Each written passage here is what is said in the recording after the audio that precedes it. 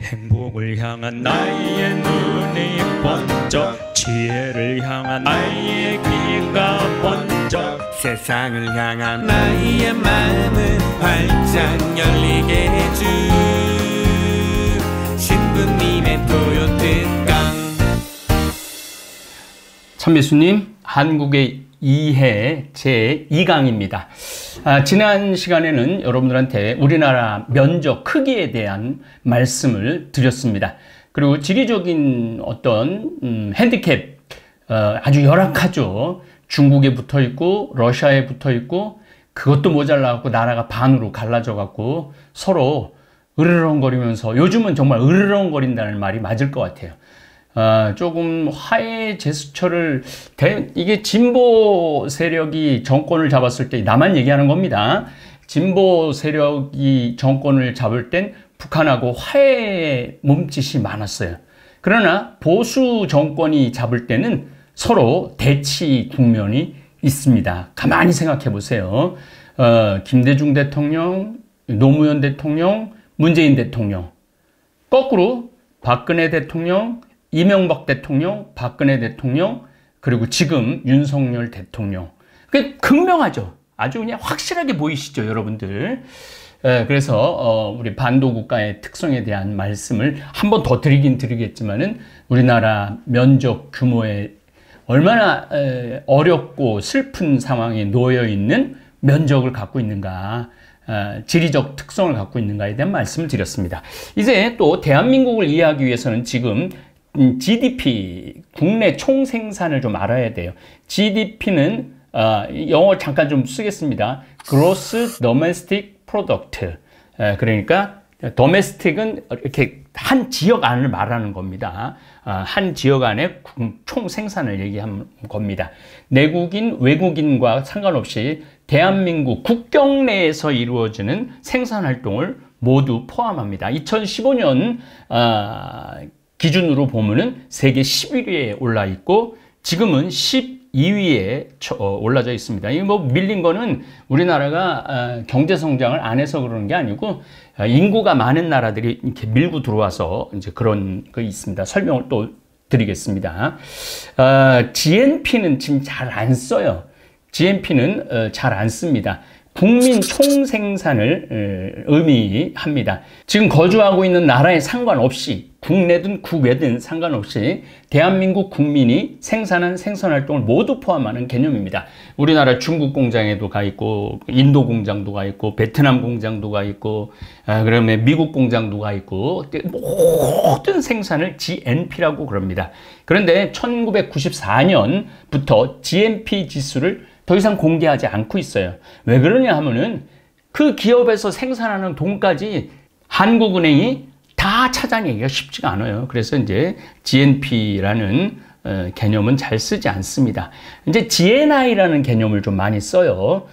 이거는 국민 총소득을 말하는 겁니다. 우리가 얼마나 많이 벌었는가, 국민 총소득, 그걸 GNI라고 이렇게 표현을 합니다. 이 GNI가 왜 중요하냐면은 하나의 경제 지표로 구할 수 있는데, 국민 총소득입니다.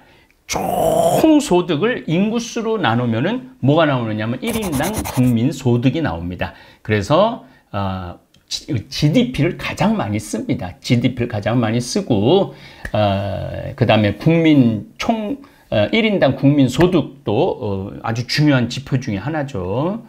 자, 국내 총생산 GDP에 대한 개념을 여러분들한테 좀 설명을 드리겠습니다. 미국이 25조 달러예요. 미국이 25조 달러, 중국이 20조 달러 정도 됩니다. 20조 달러. 그러니까 미국이 5조 달러가 더 큰 거죠. 그 다음 거를 보면은 이해를 합니다. 일본이 4조 9천억 달러. 그러니까 일본이 5조 달러 정도 되는 거예요. 일본이 5조 달러 되니까 중국하고 미국하고 어떤 차이가 나느냐면, 미국은 25조 달러, 중국은 20조 달러, 일본은 5조 달러. 그러니까 미국이 어느 만큼 중국하고 비교를 해도 어느 만큼 더 대단하냐면은 일본 하나를 더 갖고 있는 거하고 똑같은 거예요. 땅덩어리는 서로 비슷하죠. 캐나다가 우리나라 100배 정도 크다고 말씀드렸어요. 미국이 우리나라보다 98배 더 큽니다. 중국이 우리나라보다 얼마 더 크냐면 5배 더 커요. 아니 95배 더 커요. 그런데 경제 규모로 따진다면은 미국이 25조 달러, 중국이 20조 달러, 일본이 5조 달러. 독일을 일본이 앞서요. 그러니까 일본이 대국인 거죠. 미국, 중국, 일본에 우리가 둘러싸여 있는 거죠. 독일이 4조 2천억 달러, 영국이 3조 3천억 달러, 인도가 3조 2천억 달러. 근데 사실은 인도는 우리의 비교 대상이 되지 않죠. 왜 비교 대상이 안 되냐면은 인구가 14억이기 때문에 그래요. 중국도 마찬가지로 중국도 14억 인구가 되기 때문에 1인당 국민 소득이 우리나라가 3만 5천 달러 정도 돼요. 아마 2022년을 계산을 해본다면은 3만 6천 달러 정도 되지 않을까. 우리가 일본을 앞서는 거죠. 그러니까 지금 앞에 있는 중국, 일본보다 우리가 훨씬 잘 사는 거죠. 독일이 4조 2천억 달러, 영국이 3조 3천억 달러, 인도가 3조 2천억 달러, 프랑스가 2조 9천억 달러에 3조 달러 정도 되죠. 캐나다가 2조 2천억 달러, 이탈리아가 2조 달러 정도 되고, 우리나라가 이탈리아를 앞서고 왔다 갔다 합니다. 우리나라하고 이탈리아하고. 브라질이 1조 8천억 달러. 그러니까 여기서 중국, 인도, 브라질은 빼야 돼요.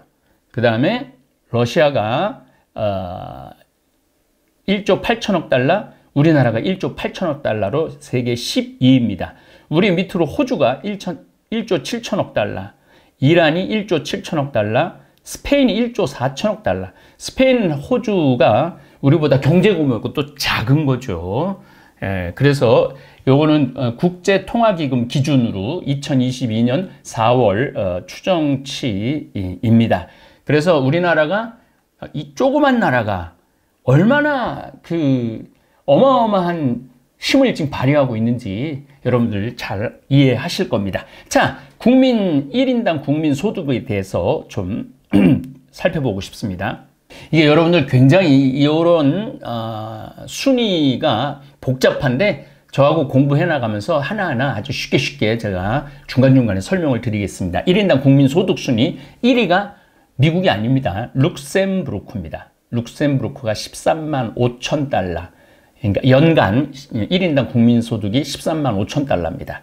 그 다음에 2위가 아일랜드예요. 아일랜드가 굉장히 못 살았는데 여러 가지 개혁을 통해서 지금은 엄청나게 잘 살죠. 10만 1천 달러. 그 다음에 노르웨이가 3등인데 9만 9천 달러. 스위스가 9만 6천 달러. 카타르가 8만 4천 달러. 브루나이, 여기는 뭐 나라 전체가 석유가 나오는 데입니다. 여기는 7만 9천 달러. 싱가포르도 7만 9천 달러. 미국이 7만 6천 달러예요. 미국이 8위야. 1인당 국민 소득은. 그 다음에 아이슬란드가 7만 4천 달러. 덴마크가 6만 8천 달러. 그렇게 여기서 이렇게 이제 잘 사는 거, 호주, 스웨덴, 개인이 잘 사는 거 얘기하는 겁니다. 네덜란드, 캐나다, 이스라엘, 핀란드, 오스트리아, 벨기에, 독일, 아랍에미레이트, 그 다음에 대한민국은 29위입니다. 34,994달러로. 이게 엄청난 변화를 갖고 왔죠. 아마 2022년에는 우리가 일본을 앞설 겁니다. 일본을 앞서고 꽤 많이 우리나라가 올라갈 거예요. 위로. 그래서 참 이런 걸 볼 때마다 제가 가슴이 뭉클뭉클해요. 자, 이제 세계 군사력 순위도 좀 말씀드리겠습니다. 물론 제가 한국의 군사력이라는 그 기본적인 걸로 한 2시간 내지 3시간 강의를 할 겁니다. 세계 군사력 1위는 미국입니다. 2022년 기준입니다. 2위는 러시아입니다. 근데 이 러시아는 내가 보기에는 여기 통계가 뭔가 잘못 잡힌 것 같아요. 물론 여기 아마 핵이 들어갔기 때문에 러시아가 2위를 차지하지 않을까 그런 생각을 합니다. 3위가 중국입니다. 4위가 인도입니다. 5위가 일본입니다. 6위가 대한민국이에요. 대한민국의 군사력이 어마어마한 힘을 발휘하고 있어요. 또 대한민국이 요즘 또 그야말로 잭팟이 터졌죠. 대박이 났다고 그러는 거죠. K9, 그 다음에 우리 전차, 탱크, 이 수출이 또 비행기까지 합쳐서 어마어마한 수출을 지금 하고 있어요. 지금 우리나라가. 그래서 아마 일본을, 군사력으로도 일본을 젖힐 수 있지 않을까 그런 생각이 들어요. 7위가 프랑스, 8위가 영국, 9위가 파키스탄. 이 파키스탄이 들어온 이유 중에 하나도 아마도 핵 보유국이기 때문에 그렇지 않을까 그런 생각을 합니다. 그 외에는 뭐 우리나라보다 다 북한이 23위 정도 됩니다. 북한이 23위, 25위 이렇게 자꾸 밀리고 있어요. 북한은 최신식 무기를 보유한 대한민국과 지금 1970년대 비행기를 몰고 있는 북한과 전쟁을 하면은 누가 이길 것이냐? 당연히 대한민국이 이깁니다. 그래서 북한은 비대칭 전력이라고 그래서 핵을 그렇게 보유를 하려고 그러는 거예요. 만약에 북한이 핵을 보유하고 있지 않는다면 전쟁은 너무 쉽게 일어날 것이고 우리가 북한을 무력으로 통일도 할 수 있었을 것입니다. 그런데 북한이 핵을 보유하고 있기 때문에 쉽게 우리가 함부로 북한하고 전쟁을 못하는 거예요. 또 미국도 쉽게 북한을 건드리지 못하는 거예요. 북한이 핵을 포기할 거냐 안 포기할 거냐, 저는 개인적인 입장에선 절대 포기하지 않을 겁니다. 아니, 포기할 수 없을 겁니다. 미국이 만약에 비핵을 인정해주고 북한을 세계 무대로 끌어나갈 수 있도록 미국이 인정을 해준다면 그때는 좀 생각을 해볼 수도 있을 거예요. 그러나 지금처럼 이렇게 꽉 틀어막고 수출도 못하게 하고 자금도 함부로 유출하지 못하게 지금 미국이 틀어막고 있죠. 그렇기 때문에 북한은 그런 상황 아래서는 절대 핵을 포기하지 않을 거라는 거예요. 자, 이제 반도국가에 대한 얘기를 좀 더 하겠습니다. 반도국가는 자신들의 정체성이 확고합니다. 반도국가는 삼면이 바다로 이어져 있고 대륙과 연결을 하는 곳이라서 침략과 수많은 문화가 주고받으면서 스스로 지켜야 돼. 그렇기 때문에 국가 간이나 민족 간 정체성이 분명합니다. 반도국가가 전 세계적으로 보면 발칸반도, 세계 화약고죠. 발칸반도, 우리나라 화약고죠. 반도국가는 이런 갈등이 있어요. 결국 또 발칸반도도 여러 나라로 다 나눠져 버렸죠. 이베리아 반도, 스페인하고 포르투갈이 이베리아 반도죠. 스페인도 사실은 여러 나라로 나눠져 갖고 내전이 아주 대단해요. 지금도 바르셀로나가 독립을 하려고 그렇게 갈등이 지금도 있습니다. 스페인 역시. 또 반도국가가 어디가 있느냐면 인도 반도국. 인도가 반도국가입니다. 인도가 반도국가인데 결국은 파키스탄, 방글라데시로 이렇게 스리랑카로 결국은 나눠져 버렸죠. 반도국가가 갖는 슬픈 운명 중에 하나입니다. 그러나 우리나라가 반도국가로 있으면서 통일국가인 진나라에서부터 갈등이 있었어요. 우리나라하고. 또 한나라도. 그러니까 이 한무제가 결국은 우리나라를 어마어마하게 공격을 많이 해갖고 고조선이 망한 거죠. 그리고 수나라, 당나라, 원나라, 명나라, 청나라, 그 중국이라는 나라가 우리나라를 침범을 안 한 적이 없어요. 계속 침략을 했죠. 물론 우리나라가 그렇다고 전쟁이 다른 반도국가보다 많은 건 아닙니다. 우리나라가 전쟁이 많았다고 그러는데 우리나라는 굉장히 평화를 오래 유지하는 그런 특성을 또 갖고 있어요. 큰 전쟁만 몇 번 있었지 그 외에는 그렇게 갈등스러운, 항상 긴장 상태는 있었지만은 유럽 애들처럼 그냥 밥만 먹고 싸우고 그러지는 않았다는 거죠. 유럽은 밥만 먹으면 싸웠죠. 인도라는 지금 거대한 반도 국가를 유지하는 것은 힌두교라는 종교 때문입니다. 우리나라 통일신라도 불교를 받아들이고 고려도 불교를 융성하게 했고 조선시대의 유교를 숭상을 했던 이유 중에 하나가 나라를 하나로, 이 반도국가는 항상 나눠질 수 있는 가능성이 있어요. 왜냐하면 해안가에 있는 지역하고 대륙하고 붙어 있는 지역하고도 갈등이 많았었던 거예요. 그래서 신라는 결국 당나라하고 손을 잡고 고구려와 백제를 무너뜨렸던 것이죠. 그러니까 그런 갈등들이 항상 존재했다라는 거죠. 반도국가 이탈리아는 지금 통일국가지만은 사실은 뭐 밀라노, 베네치아 뭐 이런 게 다 개인 국가였던 거죠. 그러니까 사실은 지금도 통일 국가로 있기는 있지만 이탈리아가 무솔리니가 통일을 거의 이뤘다고 봐야죠. 그래서 이탈리아 사람들에게는 무솔리니는 영웅인 거죠. 어쨌든 이탈리아도 북부는 분리 독립운동을 하고 있기도 합니다. 아라비아 반도도 반도예요. 자, 여러분들 이탈리아도 반도고, 터키도 반도고, 그 다음에 발칸 반도도 반도고, 반도라는 거는 뭐냐면은 삼면이 바다로 돼 있고 대륙하고 연결돼 있는 거예요. 그런 나라들이 다 갈등 속에서 살고 있는 거예요. 그러니까 우리나라만 지금 세계 유일한 분리 국가라고 그러는데 지금 반도 국가로 분리되어 있는 나라들이 많죠.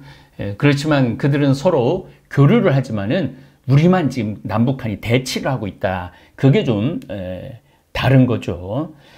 인도 차이나 반도 역시 다양한 국가를 이루고 나라는 나눠져 있습니다. 자, 이제 반도 국가들을 좀 제가 여러분들한테 알기 쉽게 말씀드리겠습니다. 한반도에 있는 대한민국, 발칸반도에 있는 국가들, 그리스가 대표적이죠. 발칸반도에 발트 3국, 에스토니아가 반도 국가입니다. 소아시아 반도에는 터키가 있고 아라비아 반도에는 예멘과 오만, 카타르가 있어요. 항상 나눠져 있다는 거예요. 아프리카의 뿔에 있는 소말리아, 인도 반도는 인도 전체를 말하죠. 인도 차이나 반도에는 베트남, 캄보디아, 미얀마, 태국, 말레이시아 서로 얼마나 반도에 붙어 있으면서 서로 으르렁거리면서 싸웁니까? 이베리아 반도에는 스페인, 포르투갈이 있고 이탈리아 반도에는 이탈리아가 있고 스칸디나비아 반도에는 스웨덴, 덴마크, 노르웨이가 있죠. 반도 국가에 대한 여기는 여기까지 하고 다음 시간에는 대륙 국가하고 섬나라에 대한 이야기를 하면서 우리 대한민국을 이해하도록 해보겠습니다. 감사합니다.